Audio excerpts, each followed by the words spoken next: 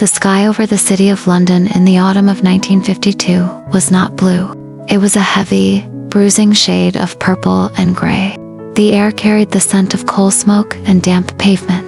It was a day meant for endings, but for Julian, it was the beginning of everything.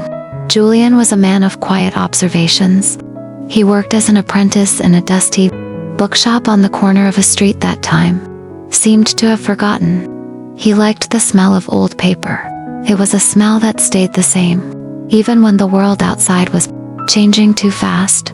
That afternoon, as the clock on the wall ticked toward 4, the bell above the door chimed. In walked Evelyn. She wasn't wearing a crown, and she wasn't draped in silk. She was wearing a simple, faded yellow raincoat that was missing the bottom button. Her hair was damped from the drizzle, sticking to her forehead in tiny dark spirals. She looked like she was carrying the weight of the rain on her shoulders. "Do you have anything on the stars?" she asked. Her voice was soft, but it cut through the silence of the shop like a warm light. Julian felt his heart do something it had never done before. It stuttered. He stepped out from behind the mahogany counter, his hands trembling slightly as he adjusted his spectacles. "The stars," he repeated, his own voice sounding foreign to him. "We have the giants of astronomy. Or perhaps you're looking for the poets. The poets have much more to say about the stars than the scientists do." Evelyn smiled. It wasn't a large smile, but it was enough to make Julian forget the damp cold of the shop. "Give me the poets," she said, as Julian walked toward the back shelves, the floorboards groaning under his feet. He realized he didn't want to find the book. He realized that as long as he was searching, she was staying. He lingered by the shelf of poetry, his fingers tracing the spines of Byron and Keats, but his mind was on the girl in the yellow raincoat standing by the window. Outside, the rain began to pour in earnest. The windows of the shop blurred with streaks of water, turning the world outside into a watercolor painting. "It looks like you're trapped," Julian said, returning with a small leather-bound volume. Evelyn looked at the rain, then back at Julian. There was a look in her eyes, a mixture of sadness and curiosity. "There are worse places to be trapped than in a room full of stories," she replied. Julian pulled out a small wooden stool. "Then perhaps you'd like to stay until the storm passes. I have tea, though I'm told it's far too strong." Evelyn sat, and as the rain hammered against the roof, they began to talk. They didn't talk about their names at first, or their jobs.